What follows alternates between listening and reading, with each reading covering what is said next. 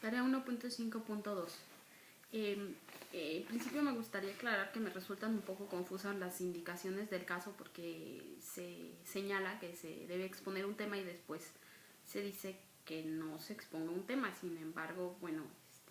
pues yo voy a exponer un caso hipotético suscitado en mi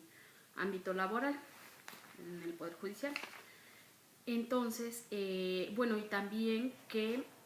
se pide que sea un caso en el que se apliquen los conocimientos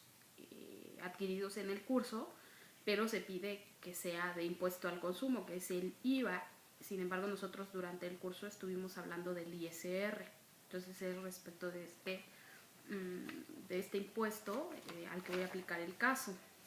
Ahora, como dije, es un caso hipotético derivado de una visita domiciliaria iniciada en ejercicio de facultades de comprobación por una administración local de auditoría, a efecto de verificar el cumplimiento de las obligaciones fiscales en materia de impuestos sobre la renta. En esta visita se detectan depósitos a cuentas bancarias del contribuyente y se presume como ingresos no declarados. Se emite el acta final de visita, la resolución, y se emite una resolución en la que se determina un crédito fiscal a cargo del contribuyente derivado de estos ingresos no declarados. En su contra, el contribuyente promueve un juicio de nulidad, que es lo que procede, conoce una sala regional, se declara la nulidad del crédito al considerar que no se actualiza la presunción prevista en el artículo 59, fracción 3 del Código Fiscal de la Federación, porque la cantidad que no se declaró como ingreso estaba asentada, porque la autoridad consideró que la cantidad estaba asentada en los registros fiscales de la empresa.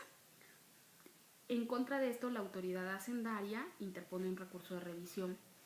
en el que hace valer que con las pruebas aportadas por el contribuyente no se desvirtúa la presunción prevista en el artículo 59, de la cual hablaré más adelante. Al respecto, debe tomarse en cuenta que el sistema de determinación presuntiva previsto en el Código Fiscal de la Federación es de carácter juris tantum, es decir, admite prueba en contrario. Por lo que si la autoridad hacendaria, en ejercicio de sus facultades de comprobación, detecta que existen depósitos a las cuentas del contribuyente, puede válidamente presumirlos como ingreso y por ende que por esto se debe pagar impuestos, salvo que el contribuyente visitado demuestre lo contrario. Esto tomando en cuenta que el artículo 59, fracción 3 del Código Fiscal establece una presunción legal que, de actualizarse, faculta a la autoridad hacendaria para modificar el resultado fiscal declarado por el contribuyente. Lo anterior es relevante porque si en una visita domiciliaria en la que se advierten depósitos que no se declararon como ingresos, este es el hecho conocido, y a partir de este se trata de averiguar un hecho que se desconoce y que puede consistir, se presume que consiste en la posible omisión de declarar ingresos. Entonces es relevante porque si los depósitos en cuentas bancarias no están soportados con los registros contables correspondientes, entonces la autoridad fiscal puede válidamente presumir que existe evasión fiscal porque existen ingresos que no se explican y que causarán que se tenga un monto de ingresos mayor al declarado y que se incremente la utilidad fiscal o bien que se disminuya la pérdida fiscal. Ahora, si bien existe esa presunción de ingreso, el contribuyente tiene la posibilidad de demostrar de dónde provienen esos ingresos.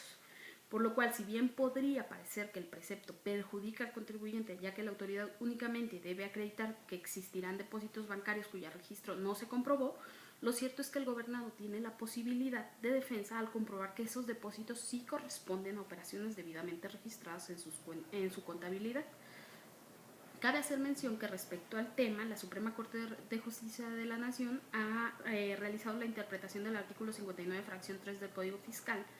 la jurisprudencia 56-2010 de la segunda sala, en la que estableció respecto de las presunciones fiscales que las autoridades fiscales, por el principio de ajeneidad, cuentan con recursos escasos al ejercer sus facultades de comprobación y también porque la determinación de los impuestos corresponde en primer lugar al contribuyente,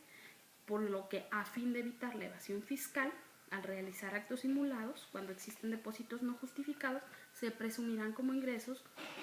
los que deben pagar, por los que se deben pagar impuestos, salvo que el contribuyente demuestre lo contrario. Por eso que es la interpretación de este artículo es importante y se debe tomar en cuenta en